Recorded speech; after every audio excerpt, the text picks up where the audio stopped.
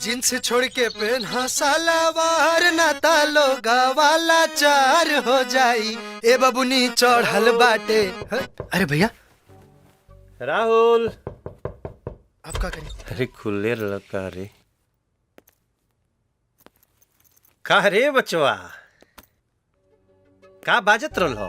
अब कुछ ना भैया, पलंग पलंग बाजत रहल। पलंग? इ नया पलंग बाजे लागल, सुत के उठले का बिन तू? ना वो ऐसे ही। इतना ऊंचा ऊंचा तकिया लगा लेबो आ चादरा भी नहीं चपोत सके अरे ना भैया, सुत के उठला हम मोड़ के दे बाद। रहता भैया। अरे अच्छा, हमको देते भैया। अरे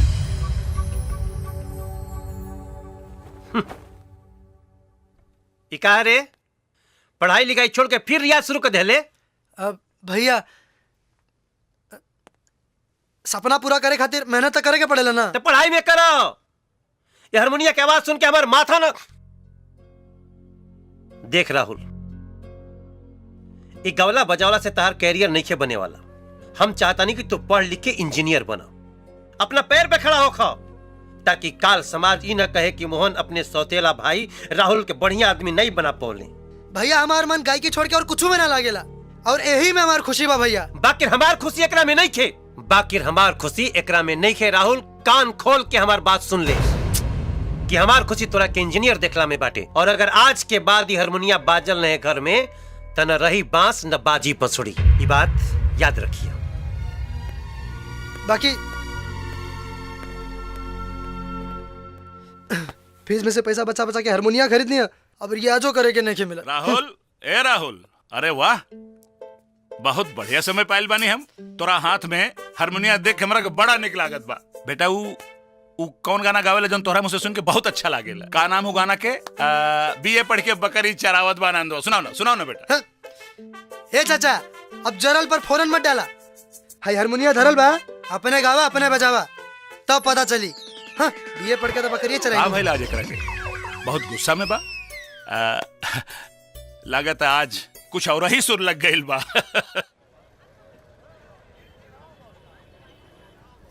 देख, आज पहला दिन बा और हम लेट हो गइल बानी।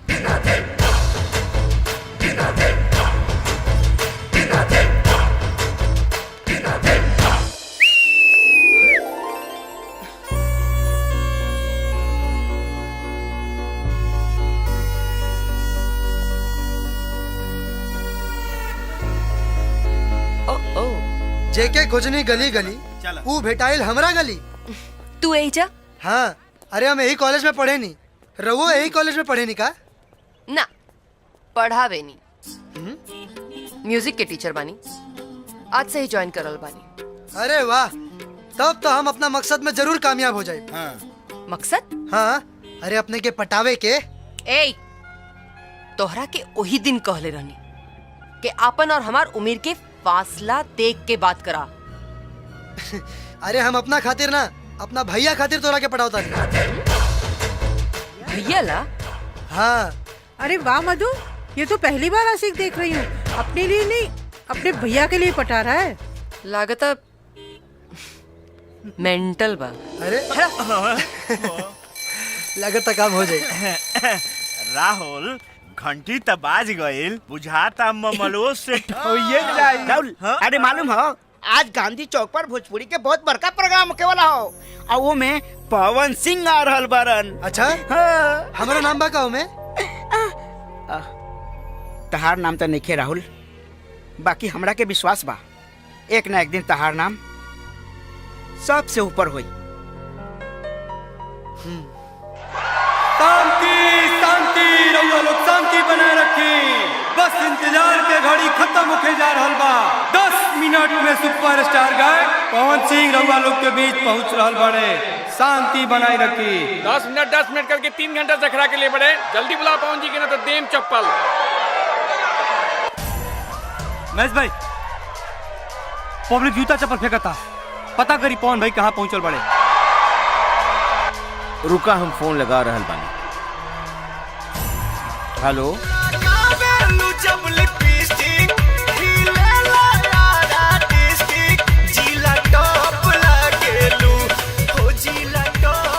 हाँ महेश भाई बोला। पवन जी कहाँ पहुँचनी? कहाँ का महाराज, हाजीपुर पुल पर जाम लगल रहे। हम मोतिहारी पहुँचे में अभी 3-4 घंटा और लगी। 3-4 घंटा और लगी? का करी भाई, कसहूँ मैनेज कर लोग। कैसे करी? हमके तो लागत है कि आज हम ना पहुँच पाई। फिर भी कोशिश करब। ना पहुंचल तो पब्लिक मार के मुआ दी महेश भाई। अरे ए सर, अब मार खाए से अच्छा बा कि हमरा के स्टेज पे चढ़ा दी। जबले पवन भैया आई हैं तबले हम सब क्या जुरा के रखा तानी। हाँ सर, राहुल बहुत अच्छे सिंगर बारी। ई बानू अपने के यहाँ के पूरा पब्लिक के खुश कर दिए। हाँ। अच्छा तो ठीक बा, अगर पब्लिक जूता चप्पल मारी ओकर जिम्मेदार तू होखबा, बुझलो? रहुआ एकदम चिंता मत करी, हम सब संभाल ले। जा, ठीक ऑल द बा, बेस्ट। हाँ। तैयार होके जल्दी से आओ। ठीक बा।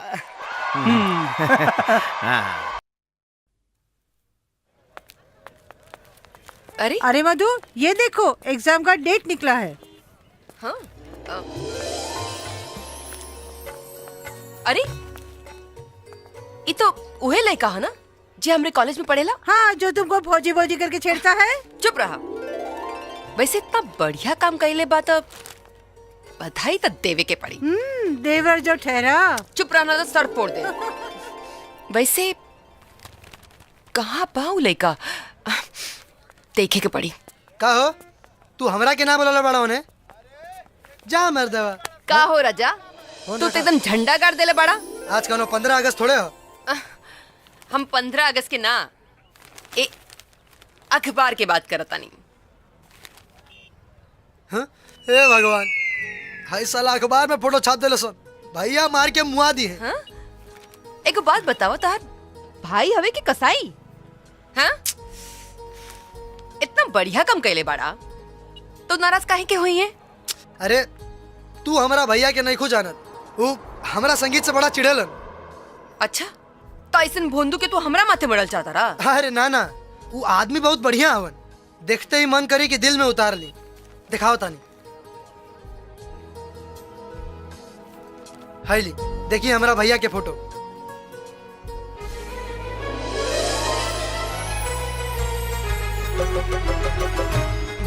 सही बड़न।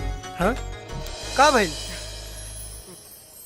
का हम शादी नहीं कर सकत? शादी ना कर सके नी? काहे?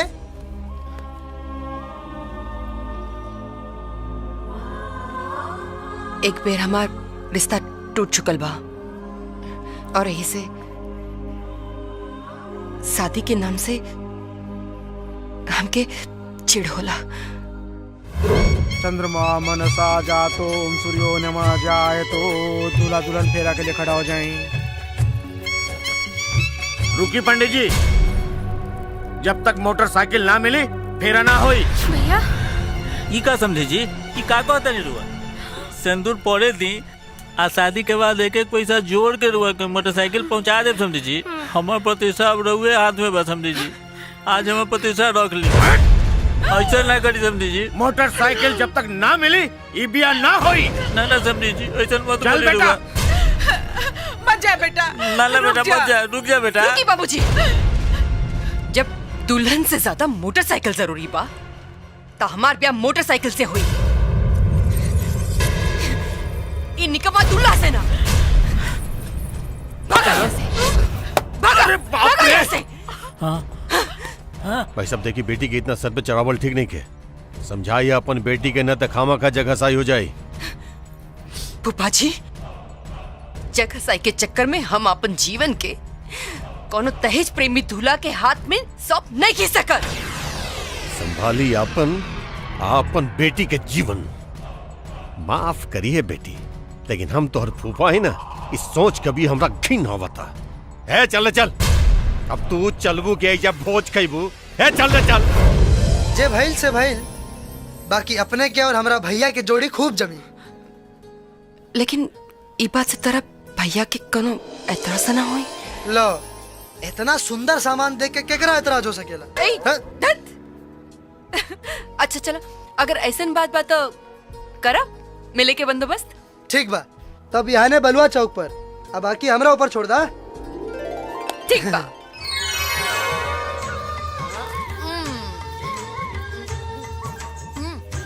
तनी और तीखा बनावा। बड़ा मरचा बा हो तोरा गोलगप्पा में। ए भैया, तने चिक के ते देखी पता चल जाई कौना खेत के हा। अरे यार जौन गुंडवा के पैसा देले रहनी उ लौकत नहीं के हो। और उतने हाथ लगावा जितना कहल गइल बा। सीमा लंघबे ना तो मारे लगो। अरे खाता अपना आदमी के भेज रहे।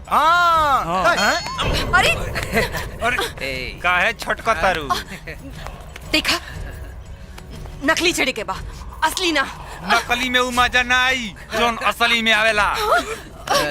ये राहुल भैया से कहले बड़ा नु जावे के न तो कहीं ऐसा ना होके कि बनल बनावल सब प्लान बिगड़ जाए। ना ना कहले तो रहनी हो कि मार्केटवा में आ जाई हो।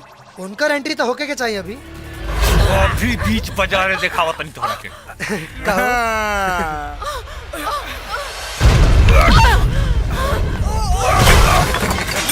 पकड़ जियो भौजी।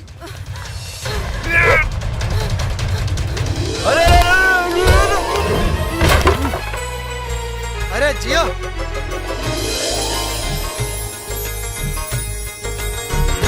अच्छा अरे साला हलकट बाणे नकली के जगह असली गुंडा आ गेलो। आज तो न खेलब न खेले देव, खेलिए बिगाड़ दे। भैया ये थप्पड़ मारले रहली ना। Don't talk personal.